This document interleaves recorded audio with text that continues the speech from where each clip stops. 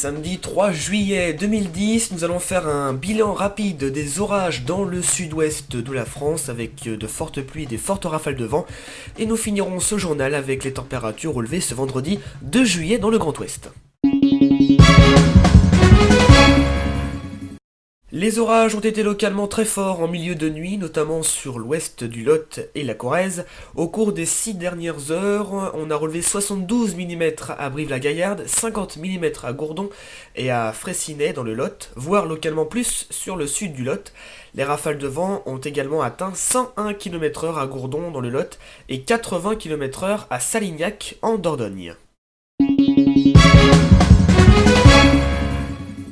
C'est dans l'Est qu'il faisait le plus chaud ce vendredi avec des valeurs parfois très élevées, une maximale de 34 degrés à Chartres, 33 degrés à Châteauroux, 31 à Angoulême. C'était plus faible en Bretagne avec, vous avez vu, une grande amplitude thermique, 18 seulement à Brest. Les températures devraient rester estivales mais sans excès pour la semaine prochaine, enfin.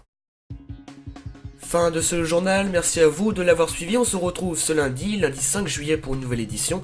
Tout de suite vous retrouvez Florent Denis pour la météo des allergies, très bon week-end à tous.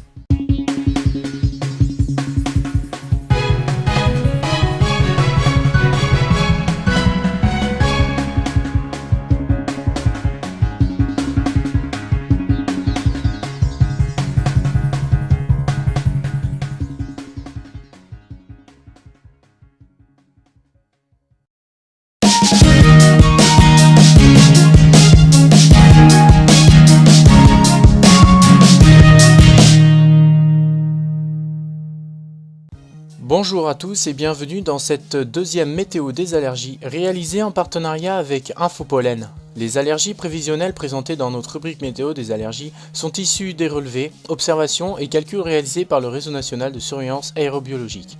À la fin de cette session, nous évoquerons avec Sophie Frein, analyste pollinique, les pollens les plus allergisants dans le Grand Ouest et à contrario, ceux qui ne posent pas de problème l'été. C'est parti pour la basse Normandie.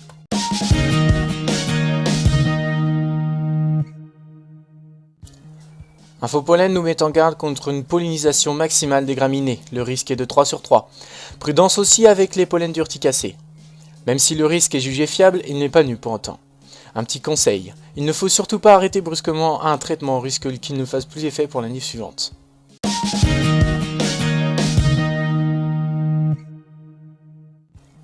Tout comme la basse Normandie, le risque de pollinisation de graminées est au plus haut pour les pays de la Loire, avec un niveau de 3 sur 3. Risque plus faible, mais toujours présent pour les pollens de tilleul, châtaignier et urticacées avec un niveau de 1 sur 3.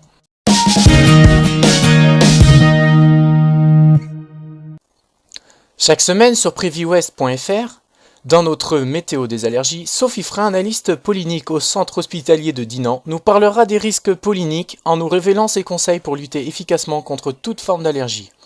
Alors Sophie Frein, bonjour. Bonjour.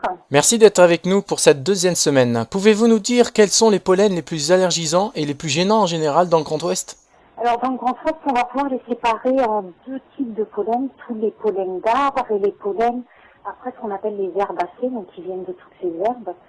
Alors ils sont intéressants parce que déjà ça correspond à deux périodes. Les pollens d'arbres, c'est plus de fin février à fin avril, début mai. Donc là en Bretagne, on a énormément de bouleaux et de chênes. Et puis après, en pollen d'herbe, des herbacées, on a les graminées et les urticacées. Donc ça, c'est les graminées et urticacées, ça va être plus sur la période qui couvre de mi-mai à mi-juillet à peu près. Et à contrario, quel pollen ne nécessite pas forcément de grande surveillance dans le Grand Ouest, mais plutôt dans le Sud ? On se méfie un petit peu moins du cyprès, par exemple. Le cyprès est un pollen qui est moyennement allergisant dans l'Ouest, en Bretagne, puis dans le Grand Ouest en général. Et alors que dans le sud de la France, c'est vraiment un des pollens qui a un risque allergique qui est le plus élevé. Donc voilà, les cyprès dans l'Ouest, ils nous ennuient un petit peu moins.